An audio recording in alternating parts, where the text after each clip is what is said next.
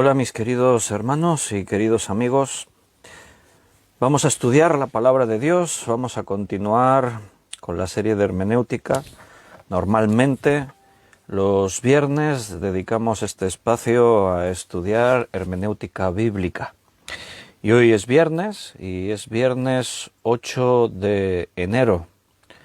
8 de enero, vamos avanzando poquito a poco en este año 2001.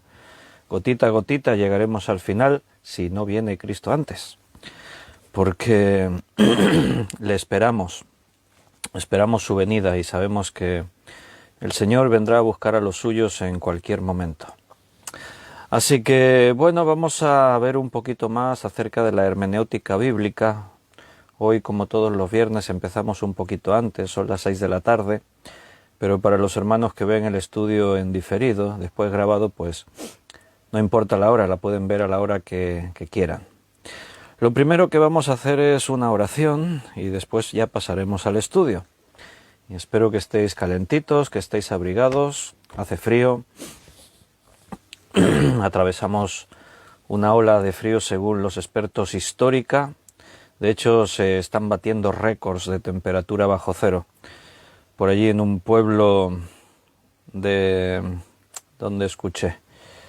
Aquí en España, no sé qué pueblo de aquí de España, se ha batido el récord de la temperatura más baja, se ha llegado a menos de 35 grados bajo cero.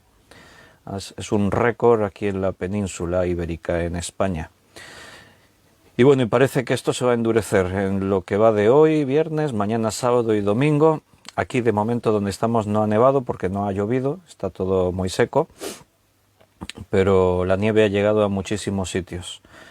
Algunos de vosotros os he visto por ahí en algún sitio con nieve. Bueno, oramos, le pedimos al Señor su dirección.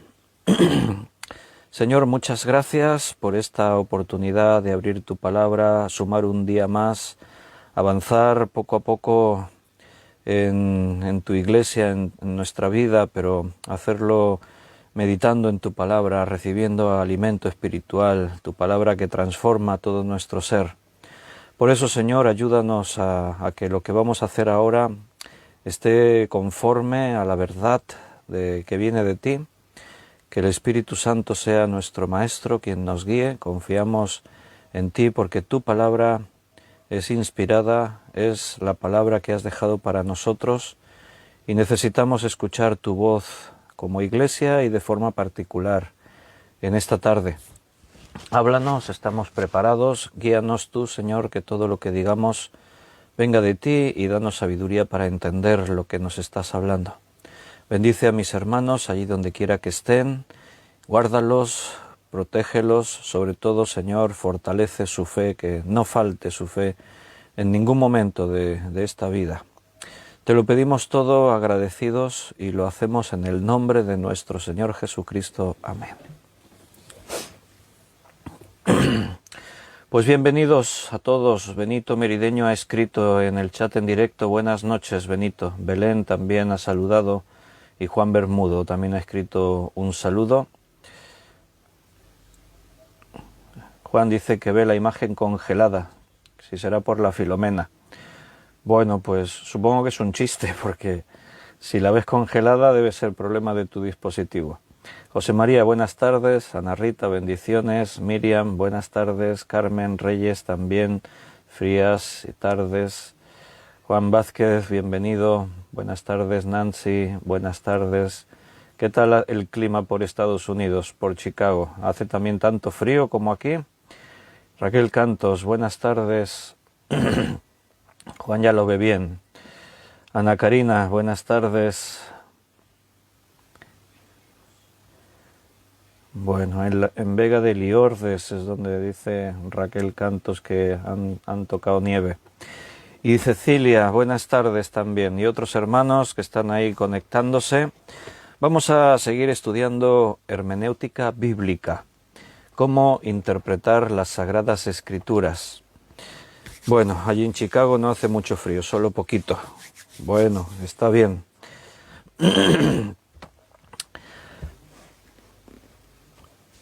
Mira, un principio importante, así empezamos esta tarde. el concepto que yo tenga acerca de la Biblia va a dirigir mi hermenéutica.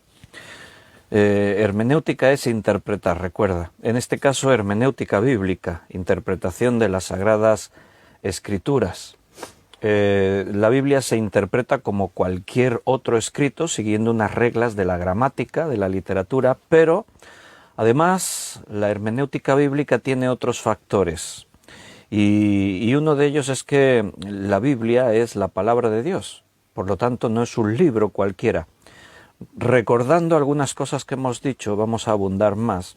Dijimos que la Biblia tiene esas dos facetas, es un libro humano, lo escribieron los hombres para los hombres, pero el autor es Dios. Utilizó a esos hombres para dejar su mensaje.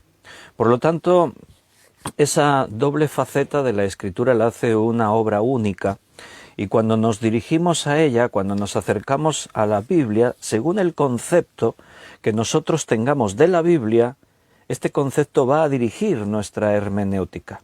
Vamos a seguir hablando de cuestiones fundamentales de la hermenéutica bíblica para tener en cuenta. Algunas igual las volvemos a repetir para abundar un poco más de lo que habíamos dicho, pero nos tenemos que ir empapando bien de todas estas cosas y allí donde el Espíritu Santo nos guíe, nos dirija.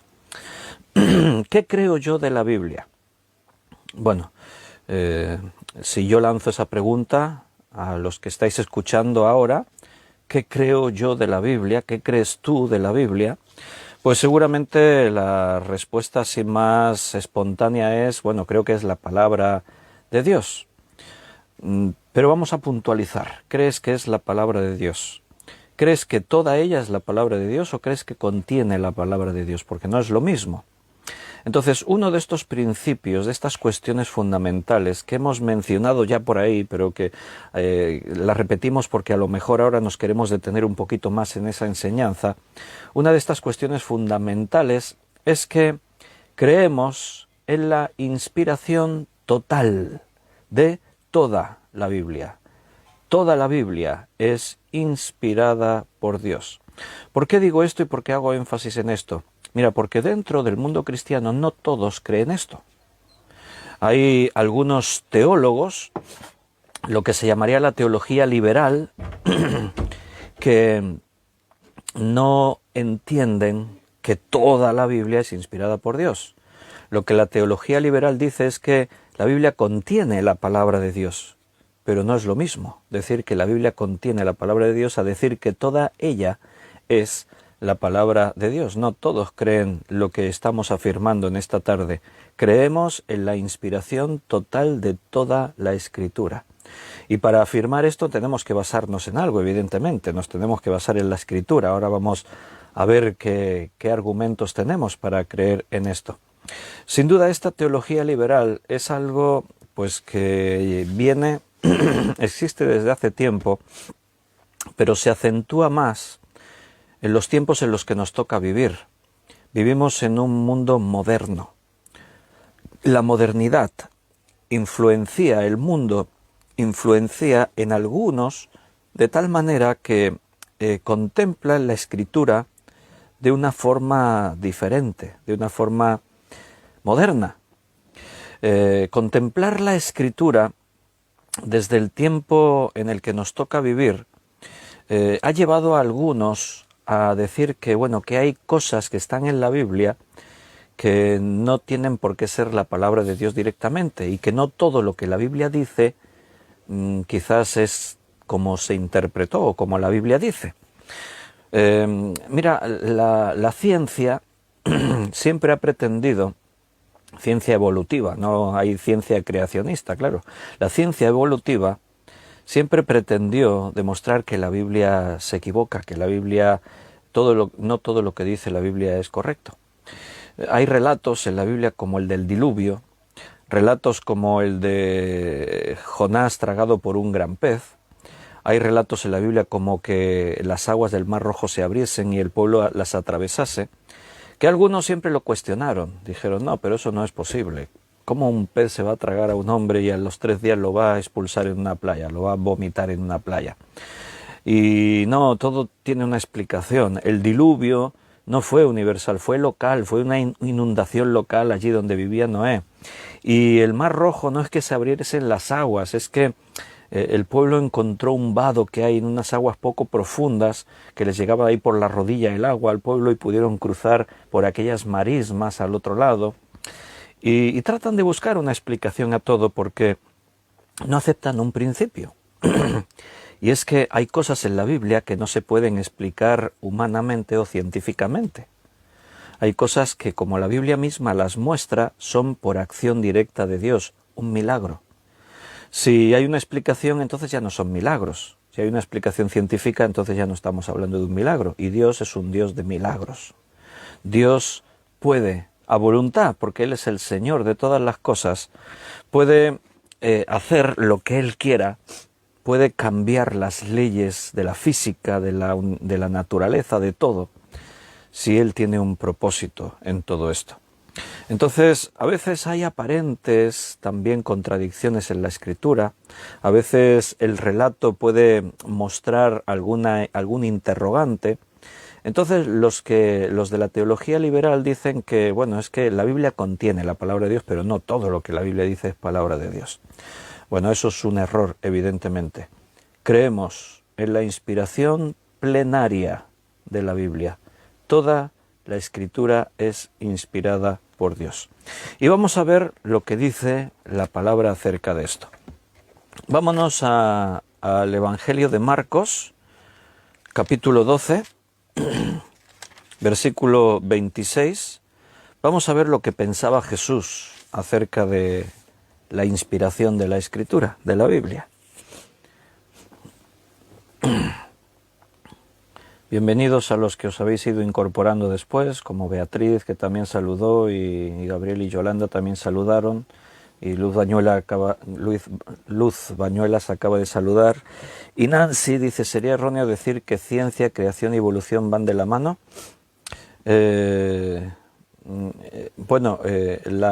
Hay dos clases de ciencia.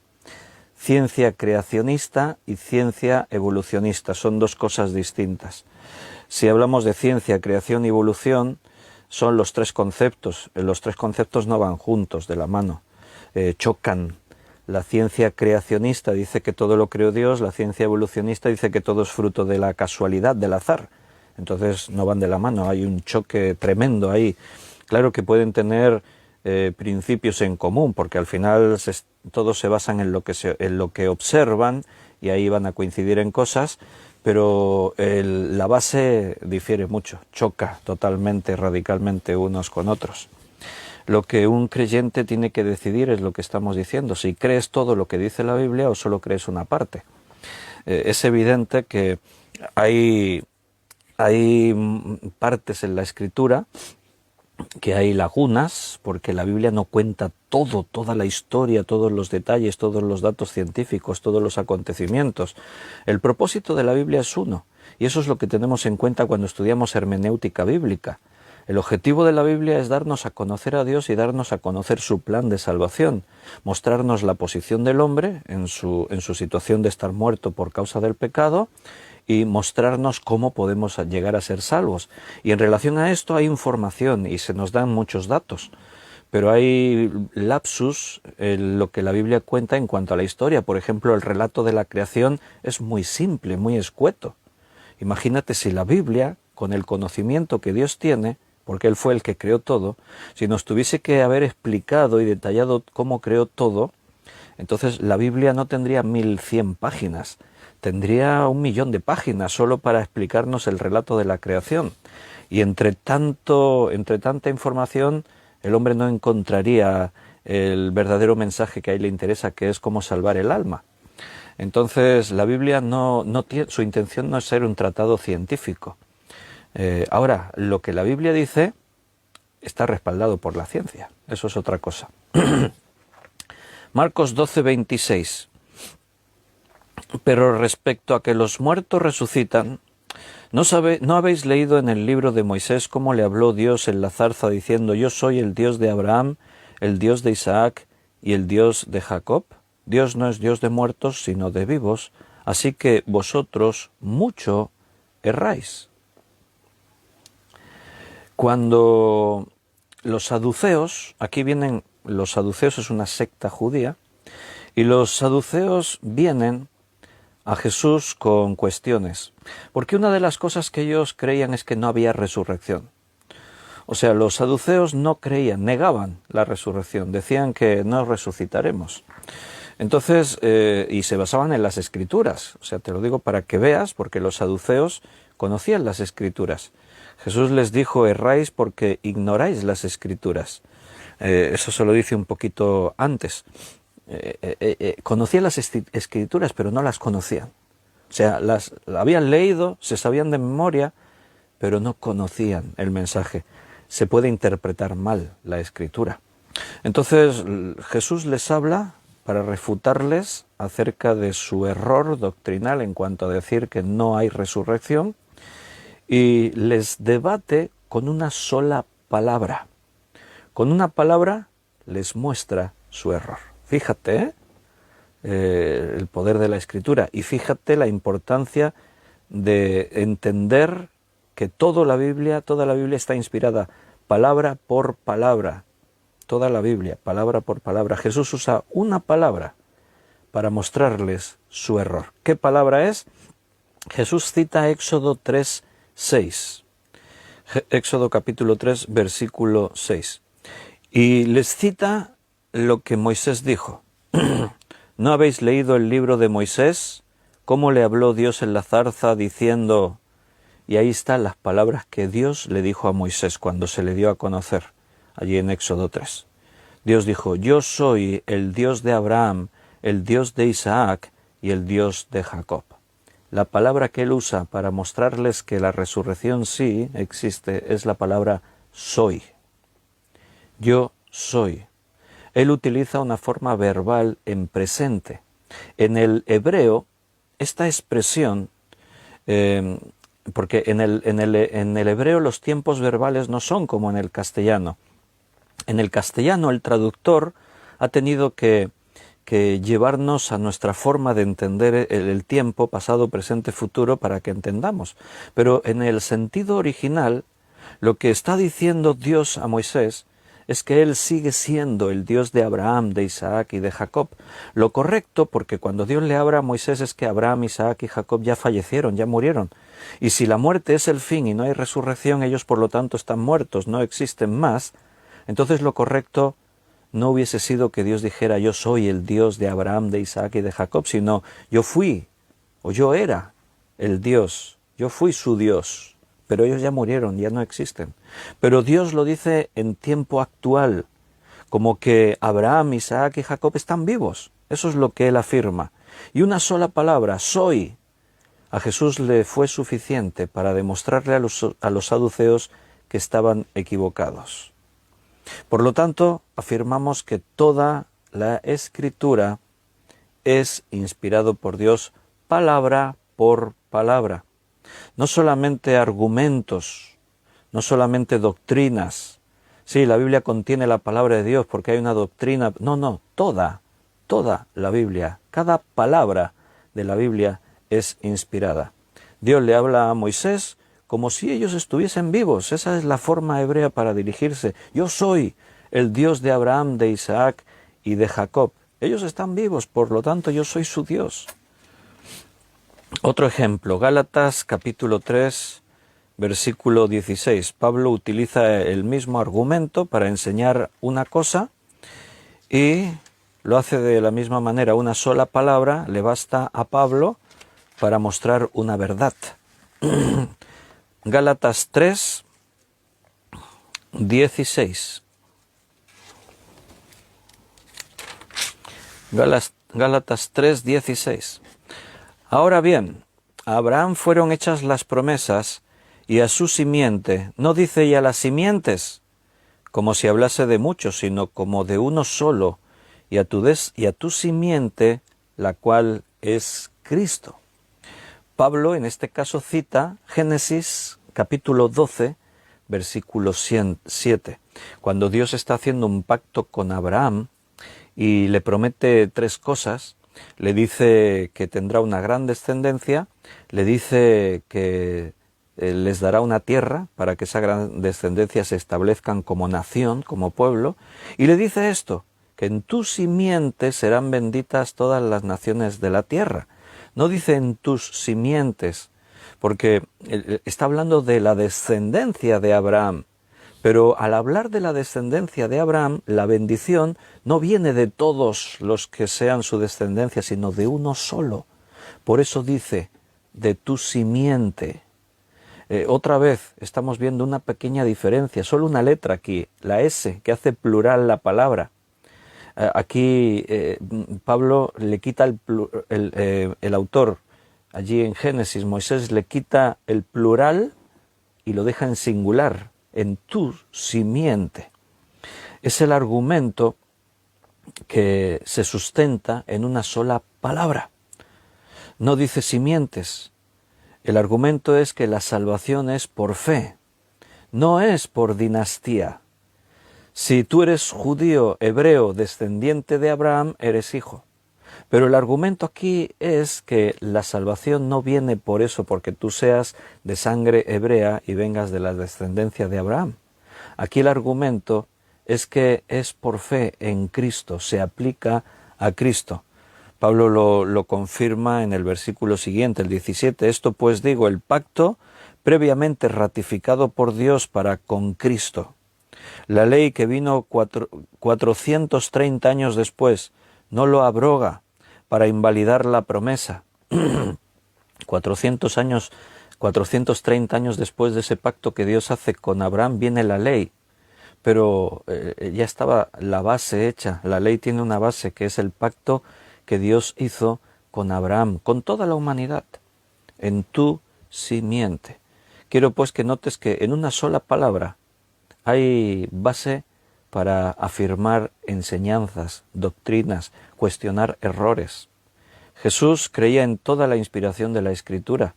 Por eso utilizaba una sola palabra. Una sola palabra también está inspirada. No es una idea, un concepto lo que está inspirado. No, son las letras, las palabras. Todo lo que tenemos en la Biblia está inspirado por el Espíritu Santo de Dios.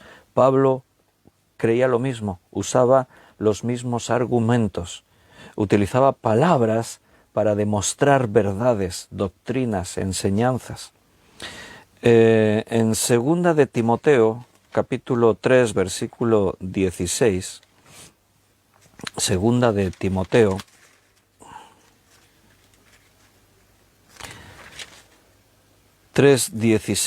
un versículo muy conocido, cuando dice toda la Escritura es inspirada por Dios y útil para enseñar, para redarguir, para corregir, para instruir en justicia, esa declaración toda la Escritura, en el hebreo, en el griego, estamos en el Nuevo Testamento, en el griego deja claro que no una parte, sino toda. Y cuando dice toda la Escritura, quiere decir eso, todas las palabras. No solo conceptos, no solo ideas concretas o una parte, no. El original quiere decir todas las palabras que están escritas, todas son inspiradas por Dios y útil para enseñar, para redarguir, para corregir, para instruir en justicia. De hecho, algunas versiones, cuando traducen este versículo, acentúan más esa idea. Por ejemplo, la traducción en lenguaje actual dice, todo lo que está escrito en la Biblia es el mensaje de Dios. Todo lo que está escrito. No toda escritura así en términos de conceptos, de ideas, que algunos podrían interpretar erróneamente. No, cada letra, cada palabra es inspiración divina. El versículo anterior, Pablo le dice a Timoteo, y que desde la niñez, el 3:15, segunda Timoteo, y que desde la niñez has sabido las sagradas Escrituras, las cuales te pueden hacer sabio para la salvación por la fe que es en Cristo Jesús. Las sagradas Escrituras, desde niño has sabido las sagradas Escrituras. Esa palabra Escrituras en el griego es gamma, gramma. Se escribe G-R-A-M-M-A. De ahí viene gramática. De esa palabra gramma, de ahí deriva la palabra gramática. Desde niño has sabido las sagradas Escrituras, las letras, las sagradas letras. Para Pablo cada letra era inspirada por Dios. Las letras, no las ideas que contiene la Biblia.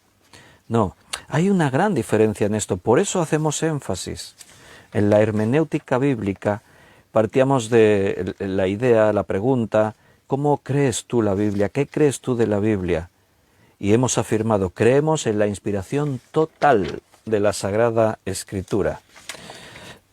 Unos pocos escogieron creer solo una parte.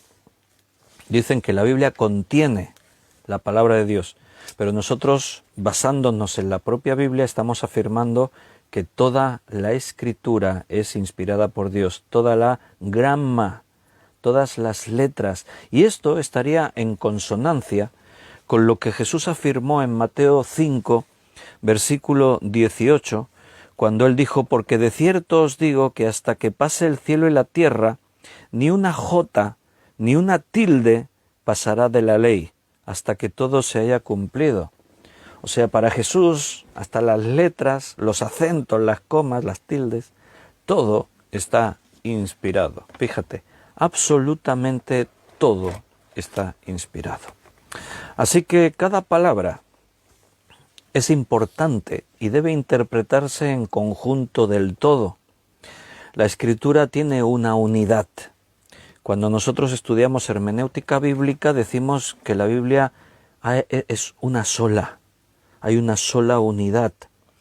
Toda esta unidad está inspirada por Dios. Y de aquí sacamos 3 reglas básicas de hermenéutica bíblica. Primera, la Biblia debe ser interpretada gramaticalmente. Ya habíamos apuntado esta idea en clases anteriores. Vamos a abundar un poquito más ahora en el contexto de lo que estamos diciendo. La Biblia debe ser interpretada gramaticalmente. Eso es lo que hizo Jesús, eso es lo que hizo Pablo, como hemos visto en estos 2 ejemplos. Por lo tanto, un buen intérprete debe saber gramática. No es que te tengas que sacar un doctorado universitario en gramática, en lenguas, filología. No, pero tenemos que tener unos conocimientos mínimos, básicos, de lo que es gramática, y cuanto más mejor, porque como estamos viendo es muy importante. Cierto que hoy en día tenemos muchos recursos y podemos disponer de material en línea, en internet tú puedes conseguir todo tipo de materiales a la hora de interpretar un texto y recurrir a la gramática del texto. También recuerda que nosotros estamos leyendo traducciones de la Biblia. Yo a veces os he dicho que el cristianismo es una religión distinta a las demás en cuanto a que las demás religiones leen sus libros sagrados en sus lenguajes originales. Los judíos leen sus textos sagrados en hebreo. Los musulmanes leen sus textos sagrados en árabe. Cada religión, pero nosotros los cristianos en su gran mayoría, sí que hay cristianos que saben leer hebreo y saben leer griego, pero en la gran mayoría y de forma general nosotros leemos traducciones. Entonces tenemos que conocer la gramática de nuestro propio idioma, al que fue traducido la Biblia, pero claro, lo ideal sería poder aprender a leer la Biblia en hebreo, el Antiguo Testamento, y en griego, el Nuevo Testamento. Pero claro, eso es pedir mucho. Imagínate algunos de los que estáis escuchando el estudio, que penséis que yo os estoy pidiendo a estas alturas, algunos ya tienen unos años, y yo os estoy pidiendo que aprendáis hebreo y griego a nivel de que podáis leerlo y entender toda su gramática.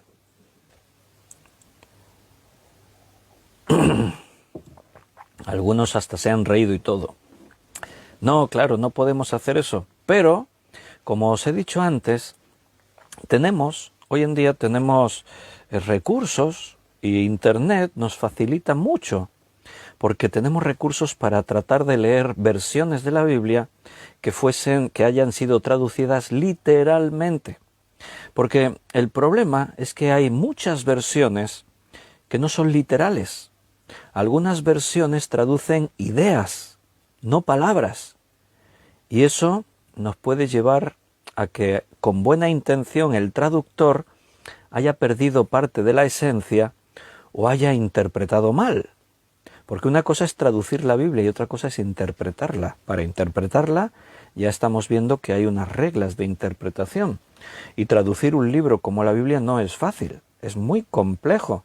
De ahí que una obra como la que tenemos aquí en las manos, que estoy usando yo, Reina Valera 1960, que viene de las traducciones, de la primera traducción de Casiodoro de Reina. Bueno, la verdad es que Dios utilizó a estos hombres de una forma milagrosa para que tradujesen la Biblia. En la primera página de las Biblias normalmente te aparece esa información: antigua versión de Casiodoro de Reina, 1569. O sea, esto viene de una traducción que se hizo en el año 1569 y que posteriormente Cipriano de Valera, de ahí las versiones Reina Valera, por Cipriano de Valera, que la hizo en 1602. Después ya hubo revisiones posteriores de la misma. Siempre usamos Reina Valera, solo que se revisa. Yo os estoy hablando, la que estamos utilizando es la revisión de 1960. Pero si tú lees Reina Valera 1995, por ejemplo, esa es una revisión ya adaptada. Entonces sigue siendo Reina Valera, pero se han revisado algunas cosas. Algún error reconocido que tenía la del 60, alguna palabra que no estaba bien puesta, y ya se han ido corrigiendo algunas cositas. Pero casi nada. Por eso esto fue un milagro. Sin recursos, imagínate, en el 1569 o la revisión posterior en 1602, no había internet, no había recursos para decir, no, tradujeron de copias que tenían. Entonces todo a mano, un trabajo a mano tremendo. Y tantos años después seguimos utilizándola. Por eso Dios ha preservado su palabra a través de los tiempos, sin ninguna duda, la mano de Dios, el Espíritu Santo, obrando y guardando su palabra para que nos llegase fiel a nosotros. Pero ahí es donde tenemos que tener cuidado. Hay muchas versiones, por ejemplo, versiones como la Nueva Versión Internacional, intentan ser fieles a los originales, y entonces son versiones que se han buscado traducir más literalmente. Reina Valera sigue este principio de ser una traducción más literal, aunque contengan pequeños errores, pero esos errores no son trascendentes, lo sabemos reconocer. ¿A qué errores te refieres, Víctor? Bueno, algún pequeño añadido por ahí, alguna cosa, como aquí mismo en Mateo, cuando Jesús dijo, y este género no sale sino con mucha oración y ayuno, dice Reina Valera, pero en el original no dice y ayuno.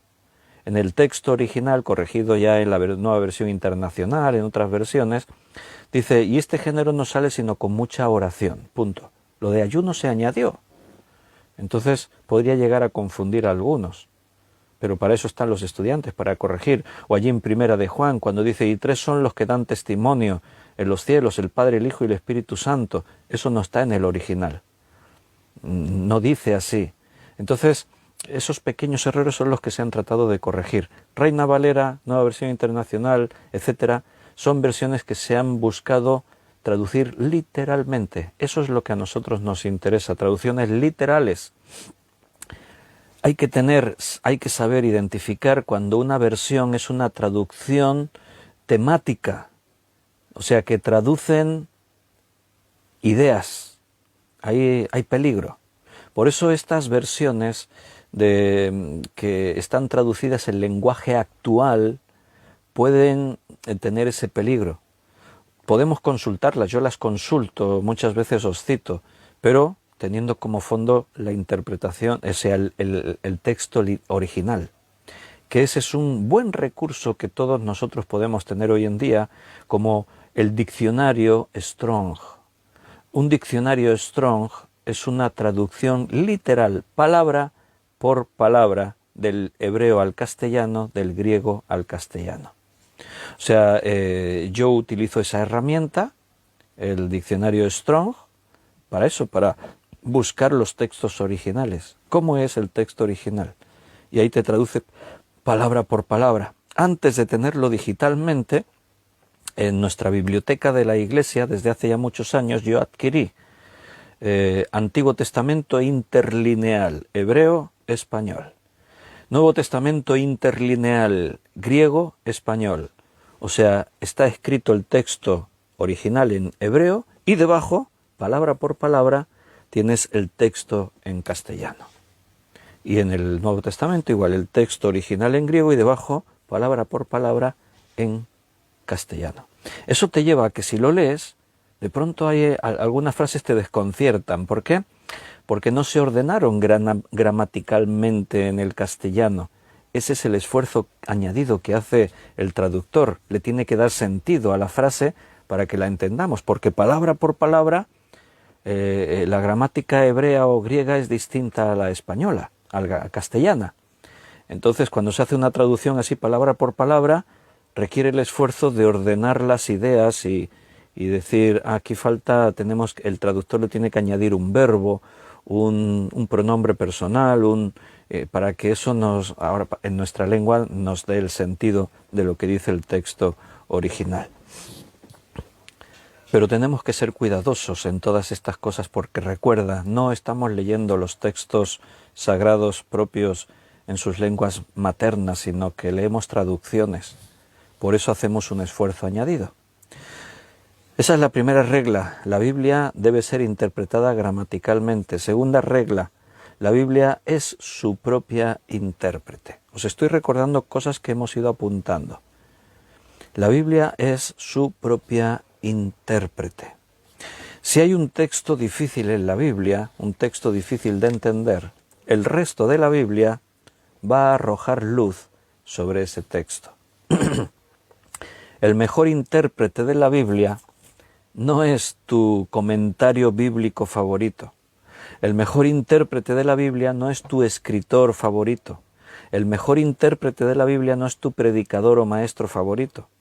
El mejor intérprete de la Biblia es ella misma. Digo esto porque yo os decía un día que tenemos que partir de la base de que tú seas el intérprete. Que antes, porque tenemos todos estos recursos, comentarios, diccionarios, escritores que tocan temas, predicaciones, pero tú tienes que ser tu propio intérprete. Tú tienes que leer la Biblia e interpretarla, partiendo de todos estos argumentos que estamos estableciendo. De leer un texto, pero entonces considerar el contexto, preguntarte qué quería transmitir el escritor al escribir estas palabras, tener en cuenta una serie de cosas que rodean todo lo que estamos estudiando. Y después, cuando tú ya interpretes, puedes consultar ese comentario a ese escritor, lo otro, porque así entonces puedes darte cuenta, ay, cometí un error, o mira, yo he interpretado esto y coincide con esto, pero a la luz de lo que él dice a mí se me ocurre otra idea y entonces amplías más a donde tú estabas. Pero recuerda, todos nosotros, cuando leemos la Biblia, ya estamos interpretando. Y aunque un comentario diga una cosa y un predicador muy famoso diga algo, todo está sujeto a veces a prejuicios personales, a corrientes teológicas. Y eso ha podido adulterar la verdad al paso del tiempo. No, es que yo soy de esta denominación, en mi denominación siempre se ha enseñado así. Hay conflictos teológicos, doctrinales, que hacen chocar a grandes maestros y teólogos de la Escritura. Y yo desde muy temprana edad en mis caminos en la fe siempre me chocó esto. ¿Por qué? Si todos buscamos la verdad y todos pretendemos predicar un único mensaje, la Biblia es la única verdad, ¿por qué esas confrontaciones teológicas? ¿Por qué esas diferencias? Y cuando vienes sin dejarte influenciar por ninguna, vienes con tu sencillez, pero tratando que sea el Espíritu Santo quien te guíe, a veces te das cuenta de que no es tan complejo como lo estaban dibujando. Y a veces te das cuenta de que los extremos son erróneos. ¿Por qué no tomamos parte de esto y buscamos la línea intermedia? Pero no todos están dispuestos a rebajarse o a cambiar algo que adquirieron desde siempre y defienden su postura sin tener la objetividad de decir, ¿qué dice la Biblia? Por eso tenemos que venir ante la Escritura con las manos vacías, sin venir ya con prejuicios personales, denominacionales, o yo lo entendí así. Tenemos que venir a la Escritura desde una perspectiva muy personal, muy única. Por ejemplo, el tema de la mujer en la iglesia. Hace pocos días un hermano de una iglesia dijo algo y después por privado me escribió, dijo algo públicamente en un chat y por privado me escribió, dice, ay Víctor, a lo mejor he metido la pata, comentaba algo de una hermana de tu iglesia, si va a predicar o no, y después pensé, a lo mejor en la iglesia de Víctor las mujeres no predican. Y entonces yo le dije, no, sí, tranquilo, no hay ningún problema. En nuestra iglesia hay diferentes hermanas que predican. No vemos ningún problema en que una mujer pueda ser usada por Dios para predicar. Pero no todos lo ven así.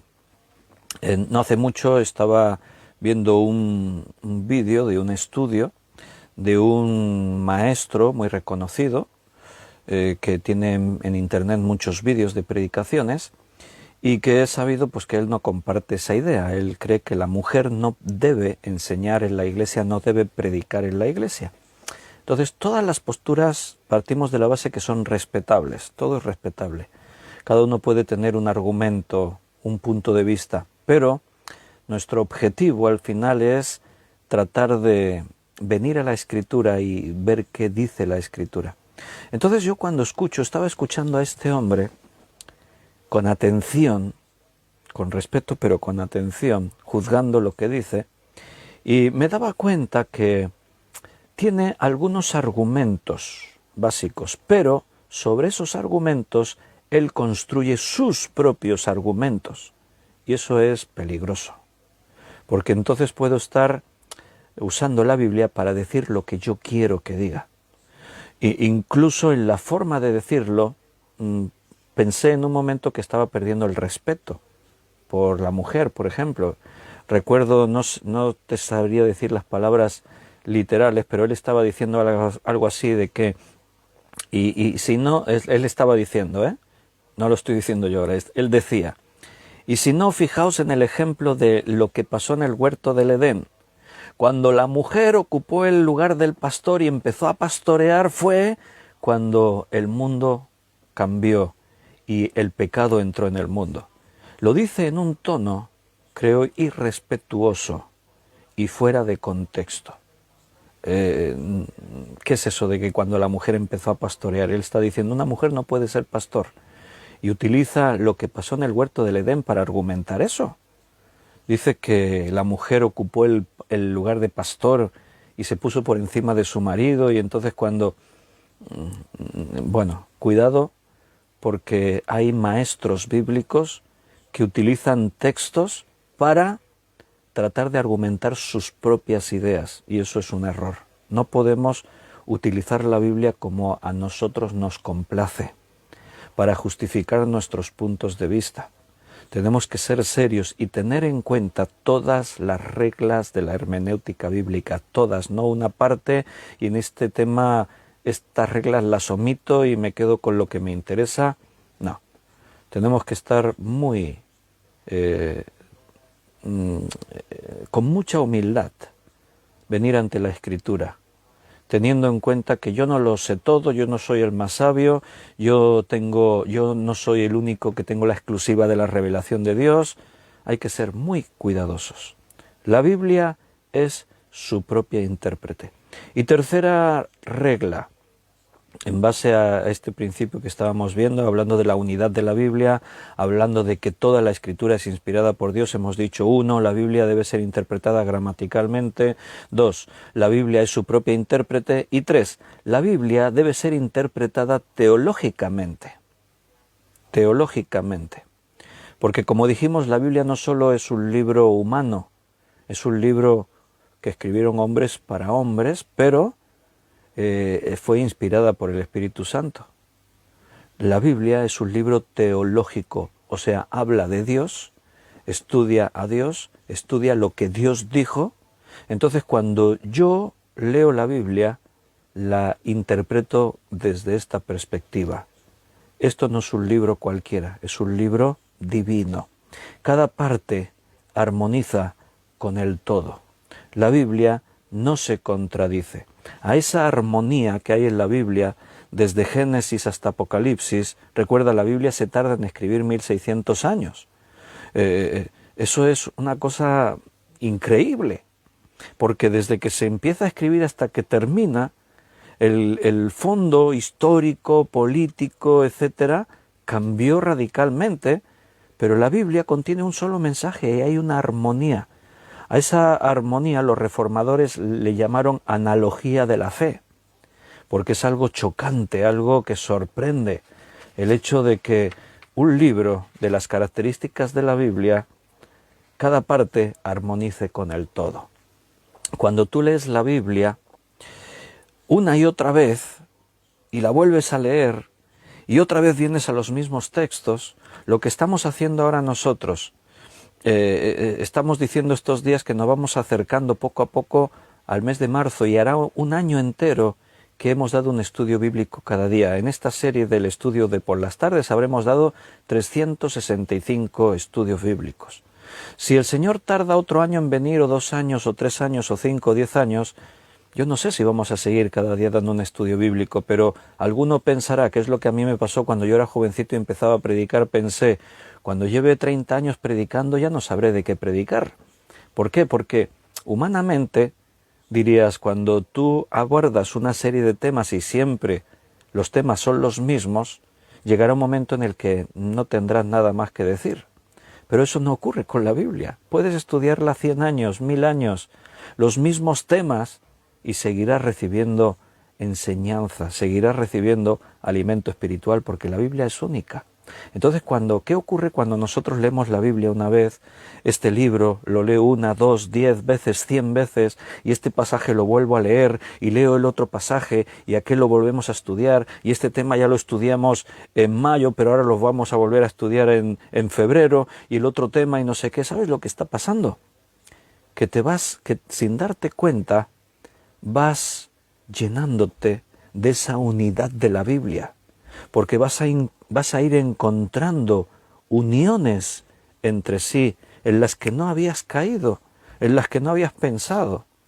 De pronto lees un pasaje y te acuerdas de otro que leíste y se crea una unión, un vínculo entre esos dos pasajes, y de pronto cobra un sentido nuevo.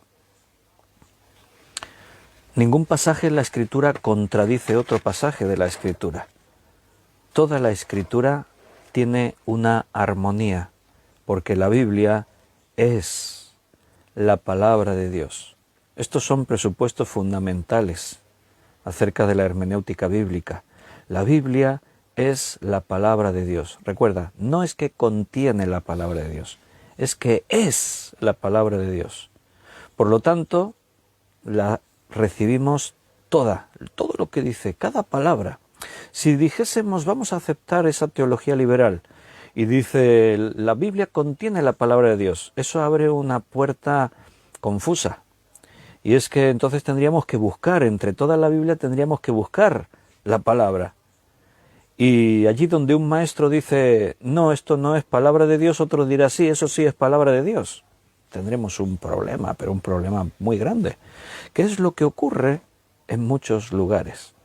En muchas iglesias, condicionadas por su denominación, tratan de defender no una verdad bíblica, sino la verdad de su propio argumento. Un maestro, como yo antes os citaba, un predicador, que no trata de defender la verdad de lo que la Biblia dice, sino su propio argumento, y para ello intenta basarse en diferentes pasajes de la Escritura. Cuando decimos que la Biblia contiene la palabra de Dios, claro, eso entra dentro de mi juego. Entonces yo tengo la ocasión de decir, no, es que este texto, esto lo dijo Pablo, esto no es inspirado por Dios. No, es que esto forma parte de la cultura del momento, pero no es la palabra de Dios. Entonces yo manipulo la Biblia a mi conveniencia, y eso es un problema.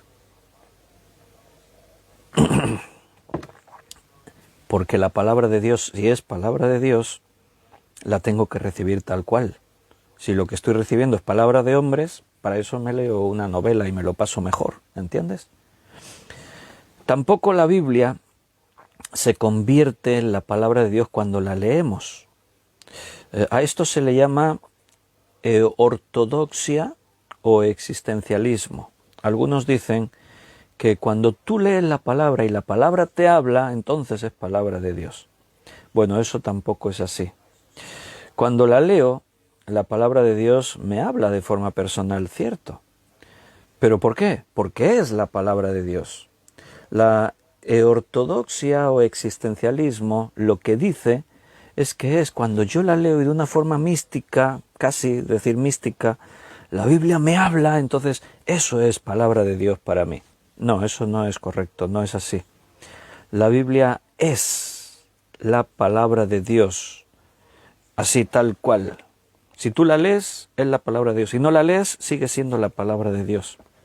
O sea, no cambia nada en que yo me pongo a leerla y de pronto la Biblia me habla a mí, entonces sí que es palabra de Dios, y si no, no, y nada, eso son historias que algunos por ahí se inventaron, errores de interpretación graves, que no tienen base y argumento suficiente, sino ideas respetables, todo lo respetamos, pero solo queremos aceptar la verdad, la única verdad. La diferencia entre la hermenéutica general es la interpretación de cualquier texto, y la hermenéutica especial es la interpretación de la Biblia. La diferencia entre estas dos, hermenéutica general o hermenéutica especial, es que no solo admiramos y valoramos el texto, cualquier texto de la Escritura, sino que consideramos que todo texto, cada palabra, hasta las comas y los acentos y las letras, todas son autoritativos y normativos. O sea, tienen toda la autoridad y todo lo que dicen son las normas que Dios nos ha dado. Todo es la verdad absoluta. No hay relativismo en la Biblia. Todo es absoluto. Por lo tanto, y esto fíjate qué importante es que lo afirmemos y lo creamos así, porque si yo creo todo lo que hemos dicho hasta ahora, entonces solo hay una razón de estudiar la Biblia, es para obedecerla. Si yo entiendo que toda la Escritura es inspirada por Dios, todas las letras, las grammas, como antes veíamos que Pablo dijo, letra por letra, palabra por palabra, si yo creo que todo eso es el mensaje de Dios para el hombre, entonces estudiamos la Biblia para obedecerla, no solamente para admirarla y valorarla y decir, wow, qué hermosa esta escritura, qué poesía, qué... No, es para hacerla nuestra, para que entre a formar parte de nuestra vida y de esa forma nuestra vida sea cambiada. ¿Cómo vais hasta ahora? ¿Os estoy confundiendo, aburriendo? A veces intento no dar muchos conceptos así técnicos de la hermenéutica o palabras teológicas, porque entiendo que aquí vemos creyentes más nuevos, otros de más años, unos que estudiaron más y otros que estudiaron menos, y entonces intentamos hacer de la hermenéutica bíblica algo práctico, que lo podamos recibir y que nos sirva para transformar nuestras vidas al llenarnos de esa palabra única, absoluta, que es la palabra de Dios. Otro presupuesto fundamental es que creemos que la inspiración de la Biblia es orgánica. ¿Qué quiere decir eso? Mira, ¿qué queremos decir al decir que creemos en la inspiración orgánica de la Biblia? Bueno, hablamos del proceso. Dios utiliza hombres para traer la palabra de Dios, hay un proceso en eso, Dios trata con este, entonces ellos viven en sus experiencias, en sus vidas, en su relación con Dios, y Dios utiliza a esos hombres, son los utensilios, son los vasos de barro, son las herramientas, instrumentos que Dios usa para traer esa palabra un instrumento. Tú tienes una guitarra, es una guitarra de una madera especial, hecha artesanalmente, pero la guitarra por sí sola no da música. Necesita un músico, un guitarrista que la coja y sacar el sonido hermoso del instrumento. Dios utilizó esos hombres. Además, la inspiración viene verbalmente. Como hemos dicho, cada palabra contiene un mensaje de Dios. Y además es plenaria. La extensión de la interpretación es a toda la Biblia. A esto se le llama inspiración orgánica. O sea, creemos que la escritura de Dios siguió este proceso. Fueron hombres, sí, pero utilizados por Dios. Y lo hicieron de una forma gramatical, de una forma verbal. Sí, y cada palabra es inspirada. Y además es plenaria. La extensión es a toda la Biblia completa. Por eso esto hace de la hermenéutica una necesidad. La hermenéutica bíblica no es opcional, es necesaria.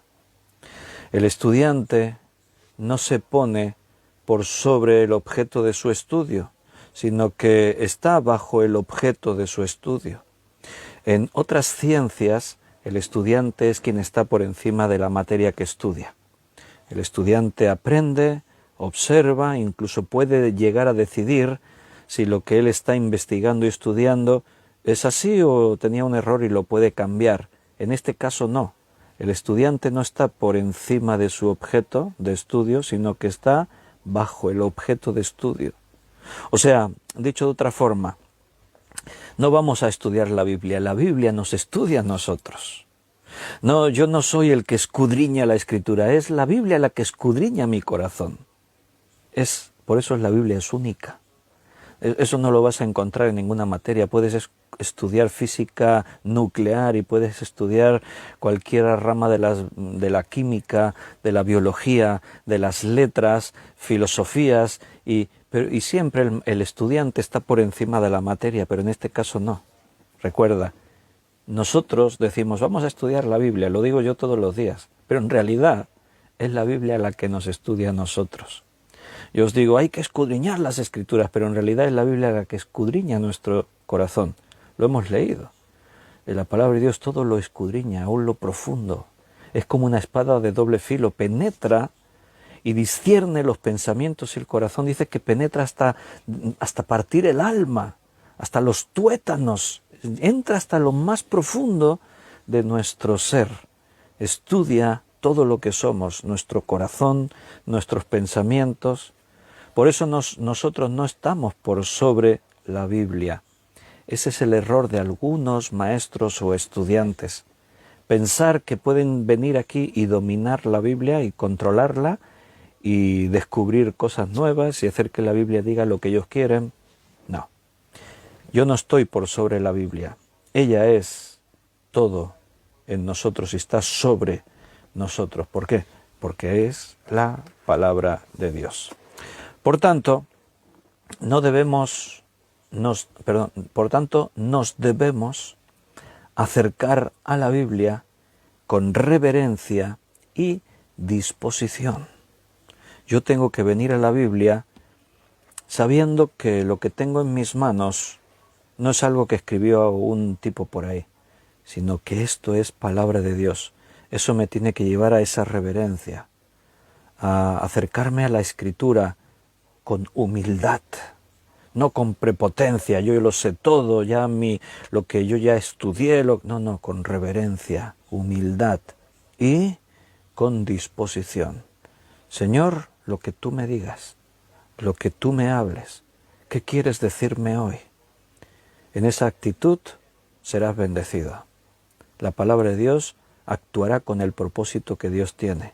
Te cambiará, te transformará, te removerá todo en tu interior, todo tu estatus de bienestar será removido, vas a sufrir cambios profundos porque la palabra de Dios es poderosa.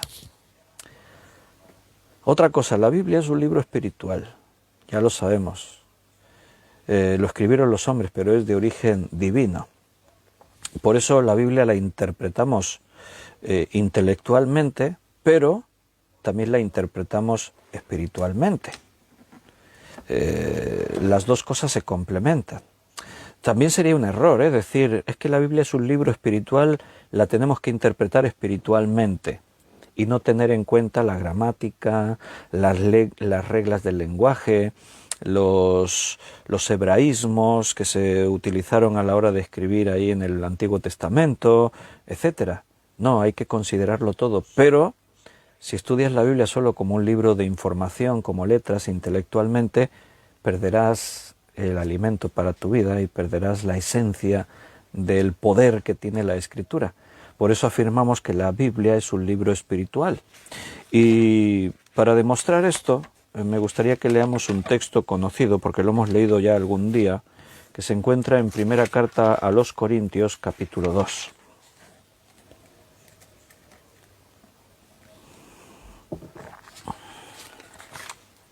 Primera Carta a los Corintios, capítulo 2, leeremos el versículo del 6 al 16.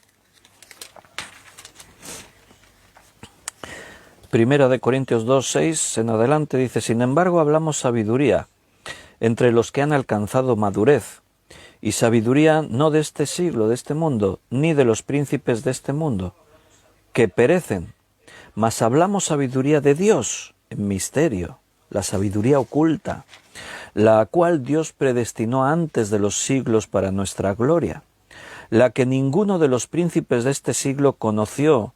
Si la hubieran conocido, nunca habrían crucificado al Señor de gloria. Antes bien, como está escrito, cosas que ojo no vio, ni oído oyó, ni han subido en corazón de hombre son las que Dios ha preparado para los que le aman. O sea, está diciendo que muchos hombres en este mundo leyeron la Biblia, conocían la Biblia, pero no recibieron el mensaje de la Biblia porque no la recibieron como lo que es la palabra de Dios, sino como un libro de hombres. Pero Dios nos la reveló a nosotros por el Espíritu. ¿Notas? Es espiritual. La revelación de la Biblia viene de una forma espiritual. Las verdades de la Biblia al final no están al alcance de cualquiera, sino de aquellos que se acercan confiadamente ante el trono de gracia. Aquellos que vienen con la disposición y la reverencia de recibir lo que la Biblia tiene para ellos. Pero Dios nos la reveló a nosotros por el Espíritu, porque el Espíritu todo lo escudriña, aún lo profundo de Dios. Porque ¿quién de los hombres sabe las cosas del hombre sino el Espíritu del hombre que está en él? Así tampoco nadie conoció las cosas de Dios sino el Espíritu de Dios. Y nosotros no hemos recibido el Espíritu del mundo, sino el Espíritu que proviene de Dios, para que sepamos lo que Dios nos ha concedido. ¿Notas? Para que sepamos. En esa comunión que se establece entre el Espíritu Santo y nuestro propio espíritu, es que nosotros, aplicando las reglas de la gramática, etcétera, todo lo que hemos dicho, entonces aplicando todo eso es que el Espíritu Santo nos revela. Desvela el velo, lo que está oculto cobra vida ante nuestros ojos, lo cual también hablamos, no con palabras enseñadas por sabiduría humana, sino con las que enseña el Espíritu, acomodando lo espiritual a lo espiritual. Pero el hombre natural no percibe las cosas que son del Espíritu de Dios, porque para él son locura. Hay enseñanzas en la Biblia que dices, no, esto no puede ser, esto es una locura, no, hombre, no lo puedo entender. Humanamente decimos, no, eso así no puede ser. Para él son locura y no las puede entender porque se han de discernir, interpretar espiritualmente. En cambio, el espiritual juzga todas las cosas, pero él no es juzgado de nadie. Porque ¿quién conoció la mente del Señor? ¿Quién le instruirá? Mas nosotros tenemos la mente de Cristo. Por lo tanto, número 1, necesitamos el Espíritu Santo para interpretar y aplicar la Escritura. Sin esto, el estudio de la Biblia al final solo sería un mero ejercicio intelectual. Adquiriríamos conocimientos, la Biblia es rica en conocimientos históricos, en información, en ideas, pero si el Espíritu Santo no nos lleva a cómo tenemos que recibir toda esta enseñanza, todos son letras muertas. Al final estamos en un ejercicio intelectual.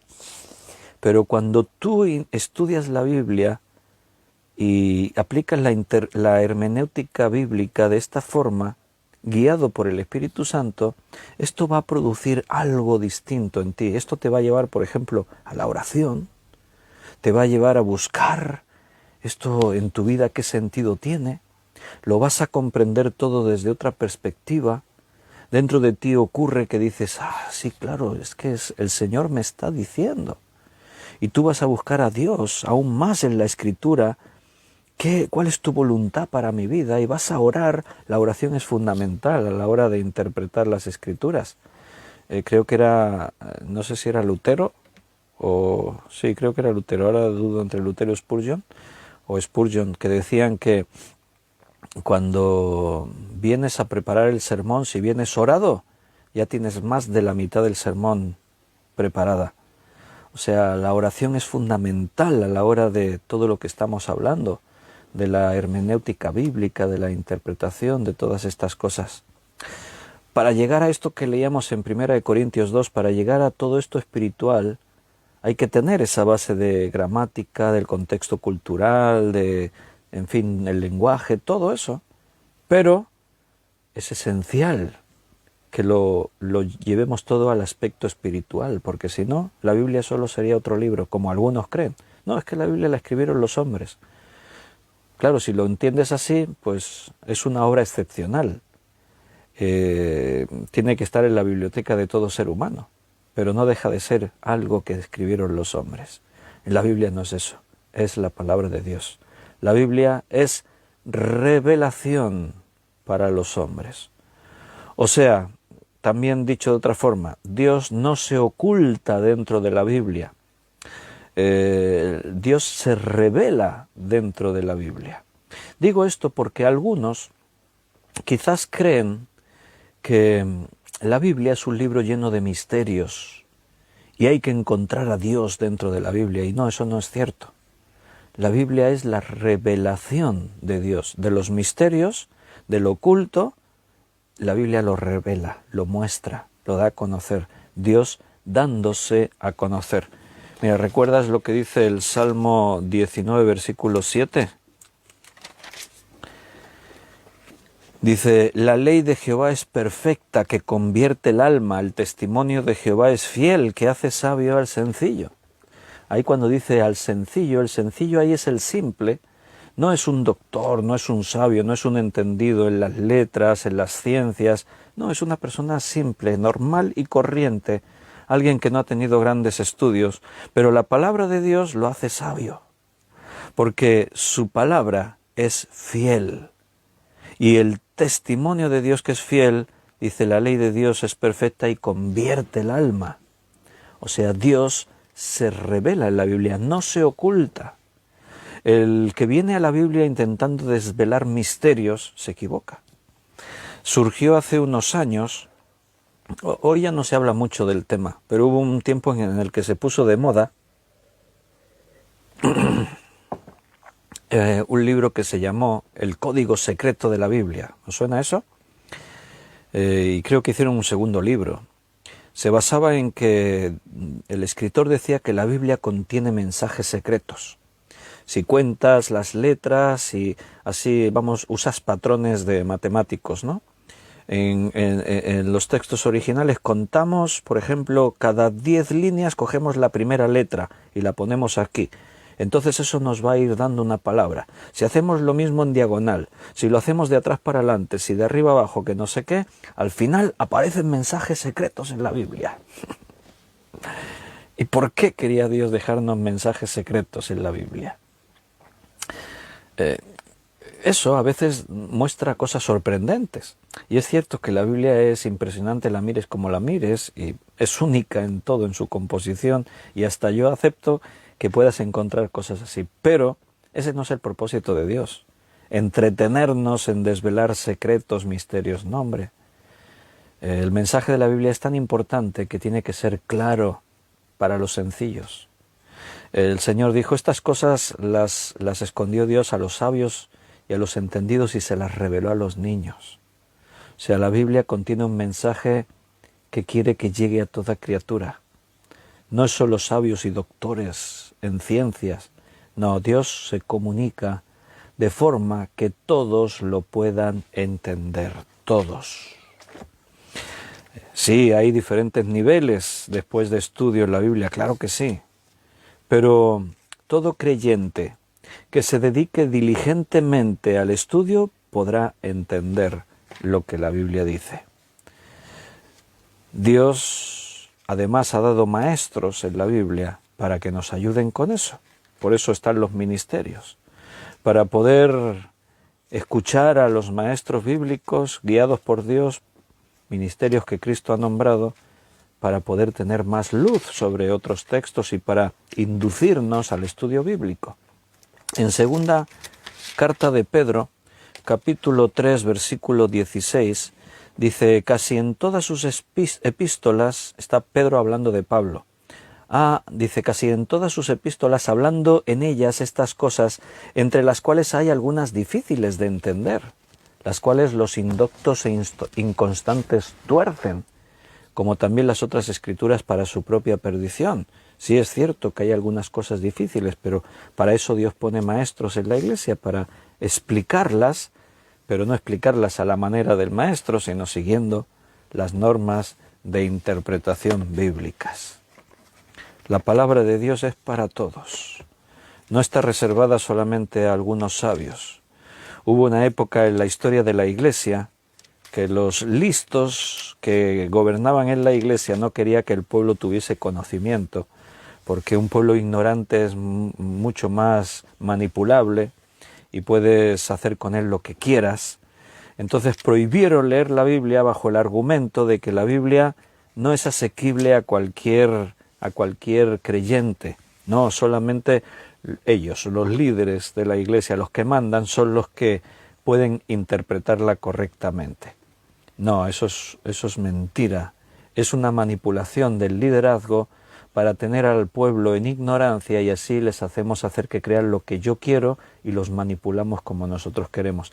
De ahí se inculcaba miedo a la Iglesia, te vas a ir al infierno, en el purgatorio, en el no sé qué, y de esa forma se manipulaba a la gente. En el Salmo 119, versículo 130 dice, la exposición de tus palabras alumbra, hace entender a los simples. O sea, hermano, no importa tu nivel intelectual, no importa tu capacidad de estudio. Algunos dicen, yo es que no soy un buen estudiante, nunca se me dio bien estudiar, pero es que la Biblia no es cualquier ciencia humana. La exposición de las palabras de Dios, la exposición de tus palabras, alumbra. La misma Biblia te da la luz para poder entender. La palabra de Dios abre tu entendimiento, hace entender a los simples. Benito pregunta, ¿el mensaje secreto de la Biblia tiene que ver algo con la cábala? Bueno, se buscan que tenga algo que ver, pero no exactamente, no directamente. La cábala judía es una ciencia mística dentro del judaísmo que nosotros hemos considerado cuando, por ejemplo, comenzamos el estudio de Apocalipsis. Yo lo expliqué y lo consideramos porque, por un lado, es cierto que los números en la Biblia tienen un significado y la cábala judía utiliza todo esto y hasta cierto nivel tenemos que conocerlo, saberlo. El 7 sabemos que constantemente lo estamos viendo en los escritos de Apocalipsis y tiene un significado que nos ayuda a interpretar. Cuando tú consideras el 7 como el número de lo completo, de algo que está ahí, y a lo que no se le añade ya nada, sino que cumplió todo, entonces me ayuda a comprender. Pero la cábala judía entra ya dentro de esos terrenos de lo místico, casi decir lo mágico, y entonces eso no es Biblia, no es propio. A veces es quererle buscar las 5 patas al gato, ¿no? Estar ahí tratando de ver lo que no existe, lo que no está. Yo una vez os ponía un ejemplo, un matemático comentando algunos de estos libros que tratan de ser así, mostrar lo sorprendente, por ejemplo, de algo como una pirámide. Es que la pirámide de Keops, si tú coges la base y multiplicas los metros de la base por la altura y lo divides por no sé qué, te da la distancia exacta que hay de la Tierra al Sol. La sabiduría de los egipcios era impresionante. Más bien es la habilidad del matemático, porque un matemático experto decía que él esas leyes las puede aplicar con cualquier objeto. Y decía una cabina de teléfonos. Yo cojo la cabina de teléfonos y de sus medidas te puedo sacar las dimensiones del universo. Si multiplico todo son adaptar las operaciones matemáticas. Un matemático experto sabe hacer eso. Si yo cojo y multiplico la base de la cabina por su raíz cuadrada y no sé qué, y le saco te diré las medidas que tú quieras, de la distancia de la Tierra al Sol y de la Luna y de la circunferencia de la Tierra y de no sé cuántas cosas más. Entonces hay que tener cuidado con estas cosas místicas que se escapan de lo que estamos hablando, ¿no? Y buscar más allá de lo que la Biblia dice es entrar dentro de terrenos peligrosos, porque en ese libro del Código Secreto de la Biblia, ahí se pretendían dar profecías de cosas que iban a pasar en los próximos años, y muchas de esas profecías no se cumplieron. Entonces la Biblia dice en Deuteronomio que si el profeta predice algo y no se cumple, es un falso profeta. Y Nancy dice, pastor, yo también tenía entendido que el 1 es símbolo de totalidad. ¿Sería el 7 y 1? Bueno, el 1 también lo estudiamos cuando vimos los números. Estamos entendiendo los números según la Biblia, O sea, otra cosa es la enseñanza que otros en el mundo, en según qué artes o ciencias le den. Pero en la Biblia, el 7 es el número de la totalidad en el sentido cuando decimos las 7 iglesias. ¿Qué quiere decir? La iglesia en su totalidad histórica. Los 7 espíritus de Dios. ¿Qué quiere decir?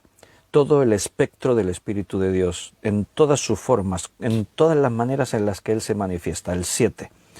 Cuando hablamos del 1, si os acordáis, y tiene una parte de razón ahí lo que Nancy está diciendo, es que el 1 habla de la unidad, de lo único. Difiere del sentido del 7, que es la totalidad de algo, a lo que ni añades ni quitamos. El 1 tiene que ver con, por ejemplo, Dios. Dios es uno. 3 personas, pero un solo Dios. Padre, Hijo, Espíritu Santo, un Dios. Uno, la unidad perfecta. Eso es el 1, ¿no? Podríamos tener cosas en común con el 7, pero es distinto. Lo contemplamos así de esta otra forma distinta. Bueno, vamos a tener que terminar porque yo me estaría aquí mucho más rato, toda la tarde, la noche, como Pablo aquella vez que se puso a predicar y era de madrugada y algunos se dormían ya. Pero tenemos que dejarlo, y entre otras cosas porque ya me tengo que preparar y en un ratito irme para la iglesia, para nuestro local, porque comenzamos trimestre del Seminario Bíblico de Fe, del cual soy profesor. El seminario no es nuestro, no es de nuestra iglesia, es un seminario al servicio de todas las iglesias, y está en España y está por otros países del mundo, y aquí en España pues en diferentes lugares, y aquí en la iglesia tenemos una clase, y entonces voy a dar la clase. Empezamos la materia que se llama Pentateuco. Estudiamos los 5 primeros libros de la Biblia, y algunos de los que estáis aquí son alumnos del seminario. Por ahí veo a Juan Vázquez, veo a Benito, veo a José Luis, veo a Ana Rita, algunos más, son alumnos del seminario. Así que nos vamos a seguir estudiando la Biblia algunos. Para otros, os queda ya el tiempo de meditar, de reflexionar, de asimilar tantas cosas que la palabra de Dios nos dice. Y bueno, de lo que hoy Dios nos ha dicho, hay cosas ahí fundamentales, importantes, que si las guardamos en nuestro corazón, la Biblia lo cambia todo. Beatriz dice, yo vi, quiere decir yo voy A veces es que las letras se nos juntan ahí en el teclado del móvil. Sí, Beatriz también viene como alumna. Queridos hermanos, mañana es sábado y si Dios quiere, pues a las 9, los sábados y domingos a las 9, nos veremos otra vez. Y Nancy dice, yo quiero ir al seminario. Vente, Nancy López, vente, te invitamos. Cógete un vuelo, a ver si encuentras un vuelo de estos supersónicos que en media hora te traiga desde Chicago hasta Cataluña, hasta Tarragona. Bueno, es un poco difícil, pero en espíritu podéis estar por ahí presentes. Me gustaría mucho que pudiésemos vernos todos físicamente, personalmente. Ahora vuelven a poner más restricciones. En lugar de quitar, porque el día 11, lunes, en teoría tendríamos que ya abrir de las prohibiciones que hay, pero ayer, viernes 7, al contrario, endurecieron más todavía. Vuelven a cerrar centros comerciales, bares, las iglesias seguimos al 30%, no nos dejan que nos reunamos más físicamente. Un mundo confuso, pero ahí vamos. Adelante, hermanos, no bajéis los brazos. Son tiempos especiales en los que Dios tiene grandes propósitos para cada uno de nosotros. Nos ha tocado vivir un momento histórico en toda esta historia humana. Estamos en un momento clave y tú debes ser usado por Dios de una forma especial. Mañana a las 9 nos vemos otra vez. Un fuerte abrazo, que terminéis de disfrutar este viernes 8, y si Dios lo permite, nos vemos mañana otra vez. Hasta mañana, si Dios quiere. Y sí, me abrigaré, Carmen, me abrigaré todo lo que pueda, que hace mucho frío. Hasta mañana, hermanos.